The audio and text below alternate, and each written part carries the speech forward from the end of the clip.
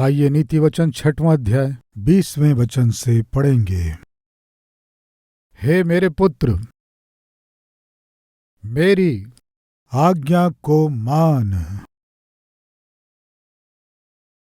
और अपनी माता की शिक्षा को न तज।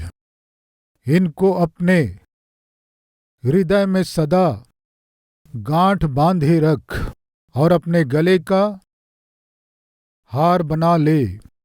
वह तेरे चलने में तेरी अगुवाई और सोते समय तेरी रक्षा और जागते समय तुझसे बातें करेगी। 24वां वचन, ताकि तुझे बुरी स्त्री से बचाए और पराई स्त्री की चिकनी चुपड़ी बातों से बचाए। यहां क्या लिखा हुआ है? और पराई स्त्री की चिकनी चुपड़ी बातों से बचाए, उसकी सुंदरता देखकर अपने मन में उसकी अभिलाषा न कर। प्रिय, उसकी सुंदरता सामान्य रूप से हम देखते हैं लड़के लड़कियां जवान होने के बाद, लड़के जब लड़कियों को देखते हैं या लड़कियां जब लड़कों को देखते हैं, सामान्यतः एक दूसरे के प्रति आकर्षित होते हैं। जैसे चुंबक और लोहा पास पास है समझो, चुंबक उसे खींचता है या लोहा उसके पास जाता नहीं पता। एक बात सत्य है, वो क्या है? ये दोनों का अलग रहना संभव नहीं है, एकदम से पास आ जाते हैं। ये सहज है। एक लड़का जवान होने के बाद एक सुंदर लड़की को जब देखता है, उस लड़के में एक प्रकार का आकर्षण उत्पन्न होता है। एक लड़की जब एक सुंदर लड़के को देखती है तो उस लड़की में उस लड़के के प्रति एक प्रकार का आकर्षण उत्पन्न होता है। ये सहज है या असहज है? क्या कहते हैं आप? प्रियो, यहाँ क्या लिखा हुआ है जानते हैं? उसकी सुंदरता के प्रति तेरे मन में लालसा न करना। सामान्यतः लड़के कोई सुंदर लड़की दिखाई देने से सहज रूप से मन में एक अभिलाषा उत्पन्न होती है। उससे मित्रता करने से अच्छा होगा, वो मेरी फ्रेंड होने से अच्छा होगा, उसके साथ समय बिताने से अच्छा होगा, उससे प्रेम करने से अच्छा होगा, वो मेरी पत्नी होने से बहुत अच्छा होगा। इस तरह बहुत सी इच्छाएं, बहुत सी अभिलाषाएं शैतान मन में लाता है। ये सहज है। पुरुष का स्वभाव क्या है कि जब कोई सुंदर लड़की दिखाई देती है तो उसके मन में बहुत सी अभिलाषाएं उत्पन्न होती हैं, बहुत से विचार उत्पन्न होते हैं। लेकिन जब हम स्त्री को देखते हैं, पुरुष की सुंदरता से बढ़कर स्त्री पुरुष के बातों से आकर्षित होती है और पसंद करती है। ये कुछ विद्वानों का अभिप्राय है। प्रिय, आज आप में से कोई भी सुंदरता के प्रति आकर्षित हो रहे हों या किसी के बातों के प्रति आकर्षित हो रहे हों, कृपया अपने जीवन को सावधान कर लें, मैं चाहता हूँ। प्रिय, सुलेमान जवानों को ध्यान में रखते हुए इन बातों को लिख रहा है। सावधान, बुरी स्त्री यानी चरित्रहीन स्त्री, व्यभिचारिणी स्त्री यानी धन के लिए वो अपनी सुंदरता को दांव पर लगाने वाली स्त्री, पैसों के लिए कोई भी गलत काम करने वाली स्त्री, ऐसी स्त्री का कोई परिवार या ऐसी स्त्री का कोई सम्मानजनक जीवन या उसका कोई व्यक्तित्व नहीं रहता है। प्रियो, आज सारा संसार एक विपरीत दिशा की ओर जा रहा है। पैसों के लिए, सुख भोगों के लिए, खुशी और आनंद के लिए, धन संपत्ति के लिए, जो कोई भी काम करने के लिए तैयार रहते हैं, आज समाज में दिन प्रतिदिन बढ़ते जा रहे हैं। प्रिय भाई और बहन, यदि आप आत्मिक हैं तो, मसीह के संतान हैं तो, बाइबल बताती है, इब्रानियों की पत्री 11वां अध्याय 23 वचन से पढ़ेंगे। विश्वास ही से मूसा के माता पिता ने उसको उत्पन्न होने के बाद 3 महीने तक छिपा रखा, क्योंकि उन्होंने देखा कि बालक सुंदर है और वे राजा की आज्ञा से न डरे। विश्वास ही से मूसा ने सयाना होकर फिरौन की बेटी का पुत्र कहलाने से इनकार किया, इसलिए कि उसे पाप में थोड़े दिन के सुख भोगने से परमेश्वर के लोगों के साथ दुख भोगना अधिक उत्तम लगा। उसने मसीह के कारण निंदित होने को मिस्र के भंडार से बड़ा धन समझा, क्योंकि उसकी आंखें फल पाने की ओर लगी थीं। प्रिय, प्रतिफल पाने की ओर उसकी दृष्टि लगी थी। धार्मिकता से जीने में प्रतिफल मिलेगा, पवित्र जीवन जीने में प्रतिफल मिलेगा। प्रिय, आप में से कितने लोग विश्वास करते हैं यदि पवित्र जीवन जिएंगे, ईमानदारी से जिएंगे, खराई से जिएंगे तो एक बड़े प्रतिफल को हम पाएंगे? ये विश्वास करने वाले एक बार हाथ दिखाएंगे। विश्वास कर रहे हैं क्या? यदि पवित्र जीवन जिएंगे, खरा जीवन जिएंगे, ईमानदारी का जीवन जिएंगे तो हम आशीष को पाएंगे। हम विश्वास करते हैं। आप हाथ दिखाएं ना। तो फिर क्या आप पवित्र जीवन जीने की कोशिश कर रहे हैं क्या? पवित्र जीवन जीने की, प्रभु को खुश करने की हम कोशिश कर रहे हैं क्या? जो पवित्र जीवन जीता है उसे परमेश्वर आशीष देता है। बाइबल में ऐसे किसी के साथ हुआ है क्या? हुआ है तो बताएंगे। कौन था वो? ये बहुत अद्भुत बात है ना। यूसुफ की मृत्यु हुए लगभग 3500 वर्ष हो गए। प्रियों, कितने वर्ष हो गए? 3500 वर्ष बीत गए, लेकिन आज भी यूसुफ हमारे बीच में जीवित हैं। आज भी यूसुफ का नाम हमारे जुबान पर है। कारण जानते हैं? वो पवित्र जीवन जिया, इसीलिए आज भी यूसुफ हमारे लिए एक आदर्श बना हुआ है, आशीष है। जो पवित्र जीवन जीते हैं वे आशीषदायक होते हैं। जो अपवित्र जीवन जीते हैं वो चेतावनी के लिए रहते हैं। शिमशोन हम सब के लिए एक चेतावनी है। पराई स्त्री के जाल में वो फंस गया। पराई स्त्री के मोह में गिरकर वो अपने जीवन को नाश कर लिया। उसका जीवन हमारे लिए चेतावनी है। सुलेमान का जीवन हमारे लिए चेतावनी है। बुद्धिमान होने पर भी स्त्री के विषय में, लड़की के विषय में अज्ञानता के साथ वो व्यवहार करके हमारे लिए एक चेतावनी बन गया। जीना है लेकिन तुम्हें मेरे जैसे नहीं जीना है, ऐसी चेतावनी दिया। लेकिन यूसुफ एक आशीष है। यूसुफ जो सुंदर था, अपने जीवन में अद्भुत निर्णय को लिया। वो क्या है? मैं अपने जीवन में पवित्रता को नहीं खोऊंगा। जीवन में सीमाओं को बनाया, चाहे कुछ भी हो जाए। मैं अपनी जवानी को, इस जवानी को किसी के हाथ में मैं सौंपूंगा नहीं। प्रियो, जब मैं जवान था अपने जीवन में एक निर्णय को लिया कि मैं अपना जीवन प्रभु को अर्पण कर रहा हूं। मेरा शरीर विवाह होने के बाद मेरी पत्नी के अलावा और किसी को मैं सौंपूंगा नहीं और किसी स्त्री के साथ संगति नहीं करूंगा। इस तरह जवानी में मैं एक निर्णय को लिया। परमेश्वर के महान अनुग्रह से उस निर्णय में स्थिर रहने के लिए परमेश्वर मुझे सामर्थ्य दिया। प्रिय भाई और बहनों, आज आपके विषय में क्या है? प्रिय, आज हम देखते हैं 14 साल की उम्र में ही लड़कियां 2-3 बॉयफ्रेंड के साथ घूमते हुए दिखाई देते हैं। 14 साल की उम्र आने से पहले ही 2-3 लड़कियों के साथ घूमने वाले लड़के हमें दिखाई देते हैं। ये है आज की स्थिति। फिर आपकी स्थिति क्या है? थोड़ी देर पहले आप हाथ दिखाए। क्यों हाथ दिखाए? यदि पवित्र जीवन, ईमानदारी का जीवन जीने से प्रभु मुझे बहुत से लोगों के लिए आशीषदायक बनाएगा। ये सत्य है। आप विश्वास कर रहे हैं तो आपको पवित्र जीवन जीना है ना। आज आप किस पाप से अपने चरित्र को नाश कर रहे हैं और आपकी आत्मिकता को नाश कर रहे हैं, आपकी पढ़ाई को नाश कर रहे हैं, आपके परिवार को नाश कर रहे हैं। उन सारे पापों को छोड़कर पश्चाताप करके आगे बढ़ना ही सच्ची आत्मिकता है। प्रिय, पाप करने के लिए यूसुफ के जीवन में बहुत से अवसर मिले। पाप में गिराने के लिए बहुत सी परीक्षाएं आई। प्रिय, आज इस वचन को सुनने वाले भाई और बहन, आपके सामने बहुत सी परीक्षाएं हैं। आपसे पाप करवाना है, पाप करना है। आपको परीक्षा में डालने वाले बहुत से लोग हैं। परीक्षाओं से जय पाना है तो आपके साथ प्रभु होने से ही संभव होगा।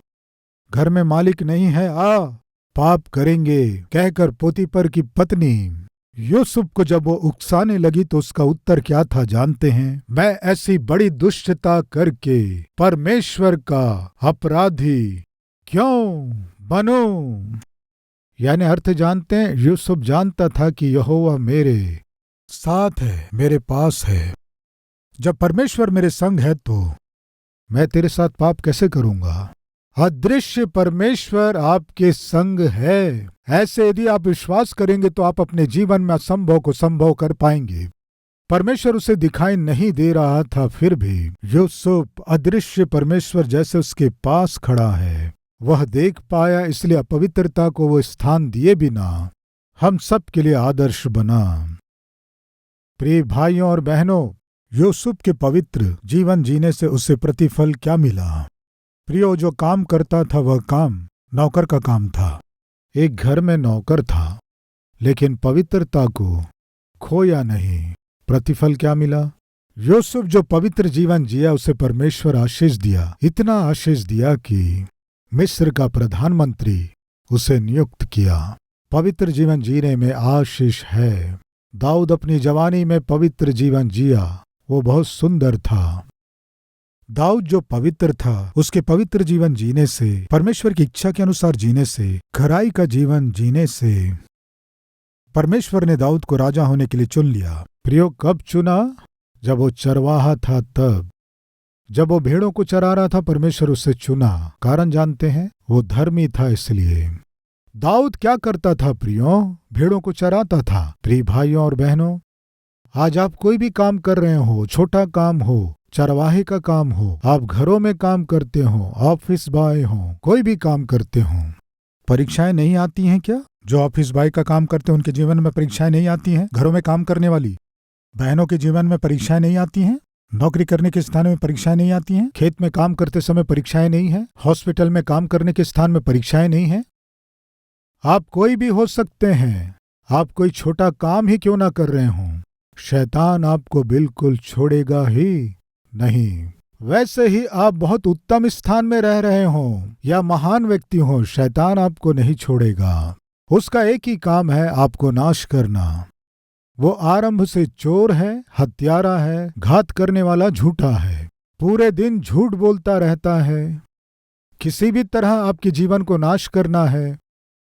कमर कस लिया है, इसलिए आपके ऊपर नजर लगाया है। बाइबल बताती है, विरोधी शैतान गरजने वाले सिंह के समान इस खोज में रहता है कि किसको फाड़ खाए। हमारे चारों ओर फिरता रहता है, फिरता रहता है। प्रिय, एक दिन एक बहन मेरे पास आई। बहुत पतली सी थी, बहुत कमजोर थी, बहुत कमजोर थी, इसलिए उसके चेहरे में कोई रौनक दिखाई नहीं दे रही थी। वो आकर कहने लगी, पास्टर जी, मेरे जीवन में मैं भयानक समस्याओं में से गुजर रही हूं। क्या है बहन? एक लड़का मुझसे प्यार करके मेरे जीवन को नाश कर दिया। आज शैतान कितना ढीठ हो गया जानते हैं? कोई भी क्यों ना हो, नाश करना है। उसे आपकी सुंदरता से संबंध नहीं है, उसे आपकी आत्मा से संबंध है। किसी भी तरह आपको नरक लेकर जाना है। इस तरह नरक ले जाने की प्रक्रिया में इस धरती में आपके द्वारा बहुत से पापों को कराना है। यही उसका उद्देश्य है। इसलिए प्रिय भाई और बहनों, आप में कोई है क्या? मैं गरीब हूं ना, मैं निर्धन हूं ना, इसीलिए शैतान मेरे पास नहीं आएगा।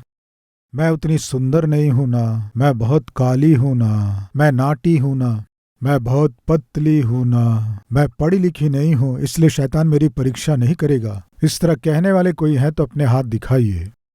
है क्या कोई आज हमारे बीच? पास्टर जी, शैतान बिल्कुल मेरे पास आता ही नहीं है। तो फिर आप बहुत बड़ी शैतान होंगी। यही है ना प्रियो? आप कोई भी क्यों ना हो, आपका एक आत्मा है। उस आत्मा को नरक ले जाना ही शैतान का काम है। भाइयों बहनों, उसकी सुंदरता को देखकर तो अपने मन में उसकी अभिलाषा न करना। आज बहुत से लड़के, कोई सुंदर लड़की दिखाई दी तो बस उनके मन में बहुत सी इच्छाएं उत्पन्न होती हैं। इसीलिए प्रिय भाई और बहनों, कृपया सुनिए। लड़का आकर्षित हो सकता है, लड़की आकर्षित हो सकती है, लेकिन सुनिए, बाइबल बताती है कॉलेज में पढ़ने के दिनों में आपका काम है पढ़ाई करना। यदि आप नौकरी कर रहे हैं तो आपका काम है केवल नौकरी करना। हॉस्पिटल में यदि आप नौकरी करते हैं तो आपका काम है केवल आपकी चिकित्सा के काम को करना। आप जहां भी काम करते हो, जहां भी रहते हो, आपको अपना काम करते हुए आगे बढ़ना है। सुंदर पुरुष है, सुंदर स्त्री है, ये सोचकर बेकार की इच्छाएं मन में लाकर अपने पति और पत्नी और बच्चों को धोखा देते हुए आप अपनी आशाओं के पीछे दौड़ लगाकर अपने जीवन को नाश न करें, विनती कर रहा हूं। जब भी हम समाचार पत्रिकाओं को पढ़ते हैं, हर दिन सामान्यतः दिखाई देने वाला समाचार क्या है जानते हैं? पति नौकरी में जाने के बाद पराये पुरुष के साथ पाप करते हुए रंगे हाथों पकड़ी गई पत्नी। अचानक पति घर लौट कर आया। जैसे ही आया वो अपने प्रेमी के साथ घर में थी, उसे मार डाला। इस तरह के समाचारों को इन दिनों में हम बहुत देख रहे हैं, हर दिन देख रहे हैं। यानी अर्थ जानते हैं, आज पाप बढ़ता जा रहा है।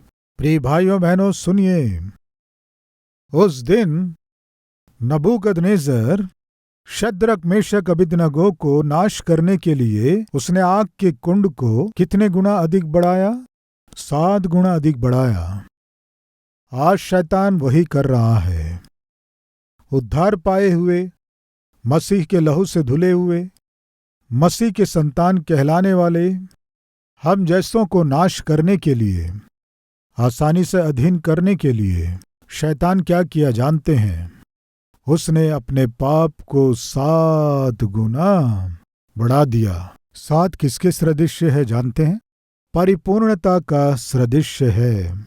इसलिए आज जहां देखो वहां पाप दिखाई दे रहा है। जहां देखो अपवित्रता। हर मनुष्य में कुछ ना कुछ अपवित्र सोच या उद्देश्य या फिर पाप कीड़े के समान मन को विचलित कर रहा है।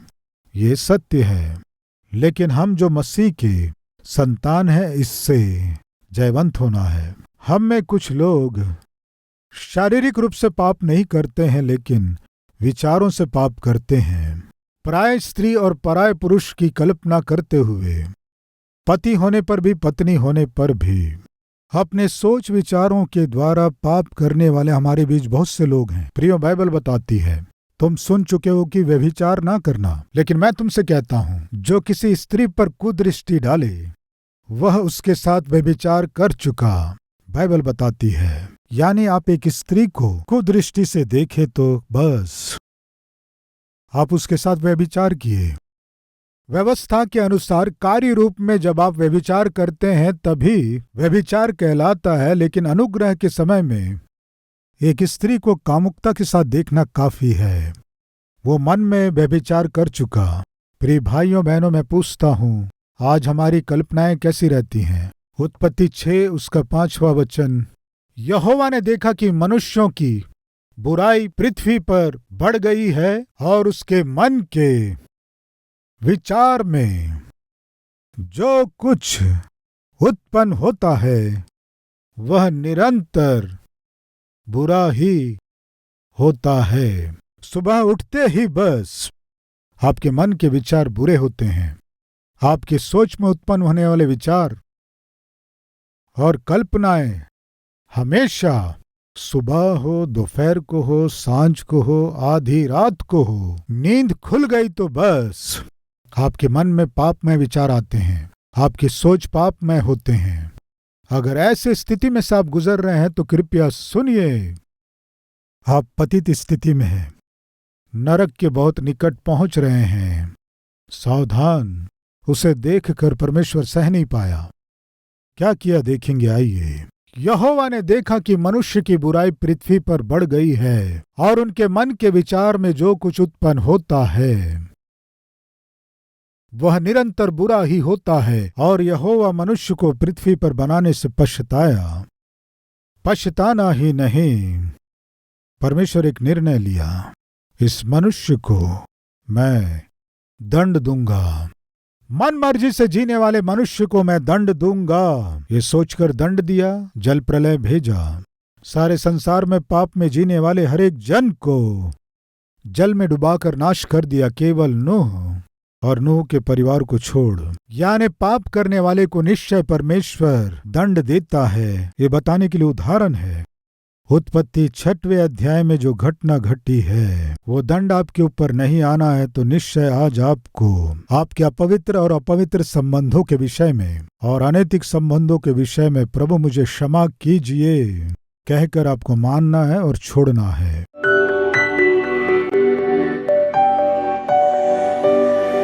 महान पवित्र प्रेमी परमेश्वर पिता, तेरे अद्भुत उपस्थिति में विशेष संदेश के द्वारा आप हमसे बात किए। अनावश्यक प्यार मोहब्बत के चक्कर में पड़ने से किस तरह जीवन नाश हो जाता है। पिता, बहुमूल्य वचन के द्वारा आप आज सबसे बात किए। बोया गया ये वचन हरेक के हृदय में फल लाना है। हमारे जीवन आशीषित होना है, हमारे परिवार बनाए जाना है, जवानों में सुधार आना है। पिता, शांति और आनंद से उन्नति करना अनुग्रह कीजिए। यीशु के नाम से मांगते हैं पिता, आमीन। प्रिय, अब से आप अपने जीवन से प्रभु को दिखा सके ऐसे आत्मिक व्यक्ति के रूप में आप बढ़ सकें, मन से चाहता हूँ। इस संदेश के द्वारा आपने आशीष पाया है तो लाइक कीजिए और बहुतों को शेयर कीजिए, और उतना ही नहीं, एक कमेंट कीजिए, उसे मैं पढ़ूंगा, प्रभु की महिमा करूंगा। फिर मिलेंगे, तब तक के लिए शलोम।